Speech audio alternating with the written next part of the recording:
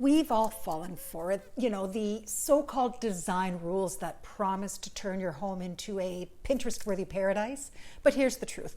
If you're following these rules to the letter, your home is probably looking like it's straight out of a showroom. And that's not a compliment. Let's break down these outdated design myths and get your space looking the way it should. Authentic and you. No more cookie cutter homes, people. Let's face it, design advice is everywhere. I mean, it's right here. Pinterest, Instagram, magazines. Do people still even read magazines? Well, everywhere you turn, there's someone telling you how your home should look. Match your furniture. Stick to neutral colors. Never mix design styles. All well and good, but here's the thing. Following these rules to the letter can actually kill the vibe of your home. Sure, they might work in theory, but they're totally ignoring the most important piece of the puzzle. You, your personality, your interests, your lifestyle. So grab your coffee or maybe your wine, no judgment here, and let's break down 10 design rules that are actually hurting your space. This is going to be fun. As someone who has seen hundreds of homes, from sprawling estates to cozy cottages, I can tell you this. A great home isn't about perfectly matching furniture or blindly following the latest trends. It's about creating a unique space that works for you, not some algorithm or magazine editor. I've helped people buy, sell, and stage homes, and believe me when I say the best spaces aren't born from rigid formulas. They're layered, they're lived in, and they're full of personality. So let's talk about what's really making your home feel off. The first thing I want to talk about is matching furniture sets. You've seen it, right? The sofa, love seat, coffee table combo, all from the same collection. Big box furniture stores earn their bread and butter from these sets. It's super easy, but it's also super boring.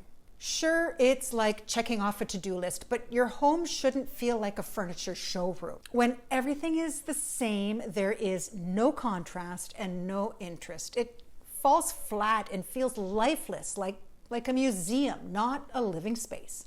So here's a little trick. Mix it up. Bring in that sleek modern sofa, but pair it with a vintage side table or throw in a quirky rug that tells a story. The magic happens when you create a mix of textures and colors. Don't go overboard though. There's a balance to strike here.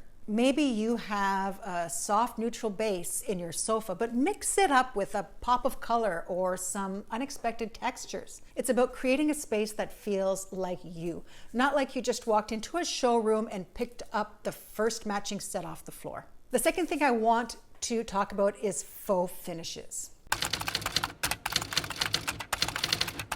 Laminate pretending to be wood, don't even get me started. Sure, it might look great in pictures, but once you start living with it, you're going to realize it's all a sham. Fake finishes like laminate and vinyl tiles look so good at first, but in a year or two, the edges will start to curl, the tiles will separate, and the shine is going to dull. I personally tried to save a few dollars by installing some inexpensive vinyl tiles in my sun porch. I wasn't sure what I wanted at the time, and this was an inexpensive, just for now kind of decision. But within a few months, the tiles started moving and separating, creating these gaps between the tiles that are now magnets for dirt and grime. Even though it was professionally installed, it looks cheap now and it has to be replaced. I once helped a family stage a house where the entire main floor had wood laminate floors. It looked great when the sellers first moved in, but then, well, you know where I'm going here. Buyers took one look and saw nothing but red flags. So here's the lesson. If it's supposed to look like something it's not, it's probably not a good investment. Okay, so this is editor Jennifer. As I was reviewing this, I felt like I needed to pop on and say that not all faux finishes are bad. There are some fantastic dupes out there, especially when it comes to faux wood floors. Technology has really come a long way, and some of the high-end versions do look amazing and they hold up really well. But the key here is to do your homework and buy the best quality you can afford. So Investing in those big ticket items in your home, like flooring, is almost always worth it in the long run. So yes, go real if you can, but if you can't, go smart. The third thing I want to talk about is barn doors. They can be more trouble than they're worth. And don't get me wrong, barn doors have their place, but I don't think it's in your living room. They're noisy, they don't close properly, and worst of all, they block valuable space. I mean, you can't put anything on the wall that the barn door slides along. You know how you feel when you walk into a room and you think, oh, that's a little bit much? That's what barn doors are like in a non-farmhouse home.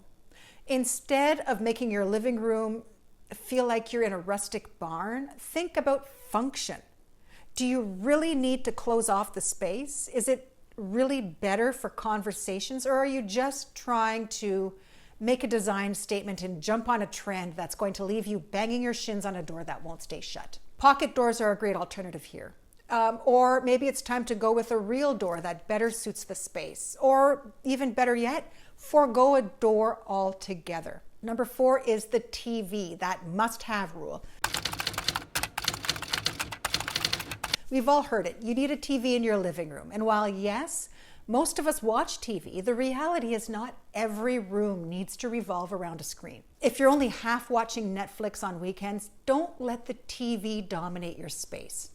I had a listing where the living room was so centered around the TV, you couldn't even imagine a conversation happening in that space. It was just a sofa, the TV, and nothing else. Here's a better way. Make your focal point about the space. If you're a movie lover, great. Design your room so the TV is comfy to watch. But if you're more into book clubs than binge watching, maybe create a layout that invites conversation. You can even hide the TV behind art or use a sleek frame TV.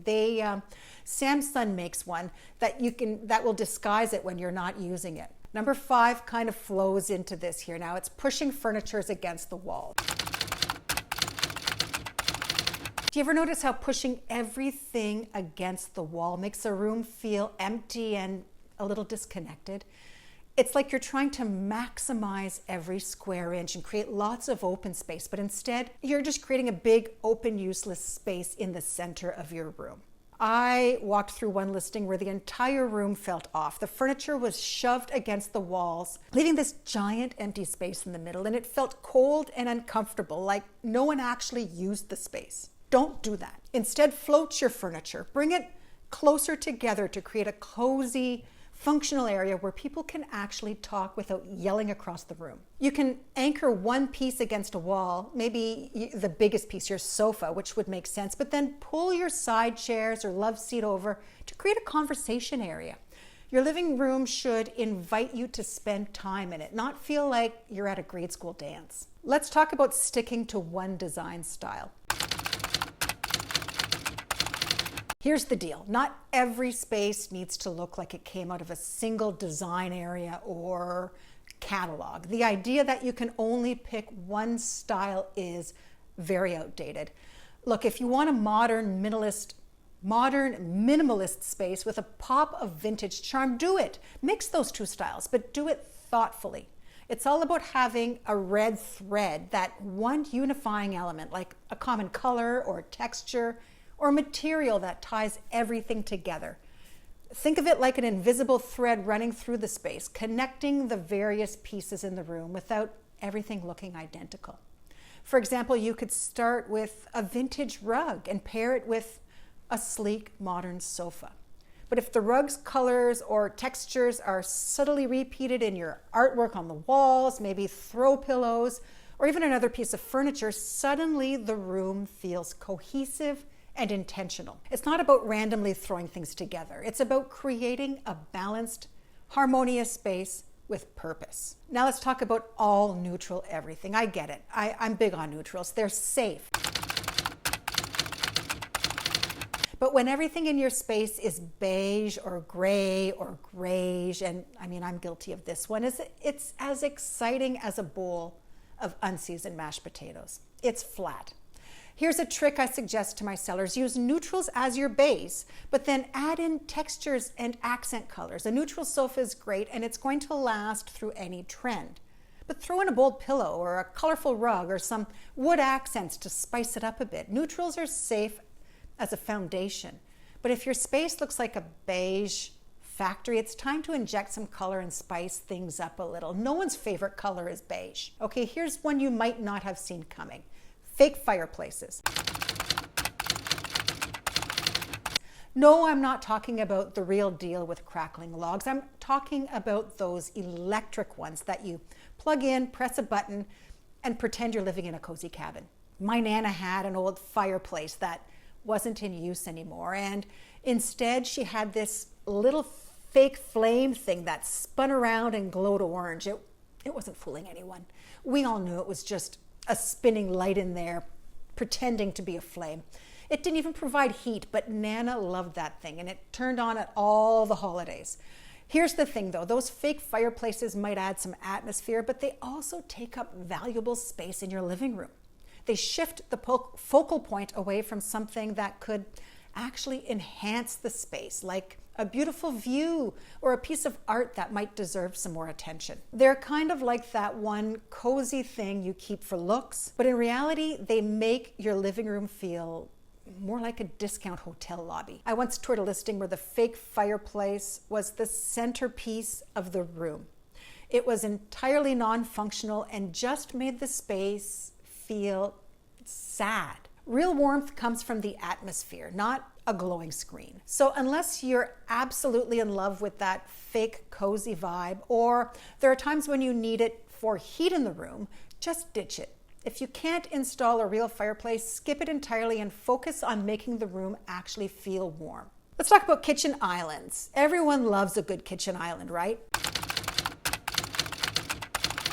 I do, and I've seen them in the tiniest of kitchens. But here's the thing.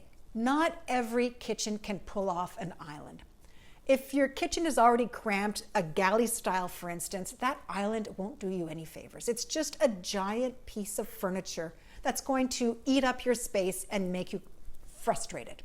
I've been in homes where the kitchen island was huge, like it could feed an army of chefs, but in reality, it just made the space feel cramped and tiny. When you're designing your kitchen, consider how much actual counter space you need. Is the island really going to make your cooking prep easier? Or is it just an overhyped trend that's eating up valuable space?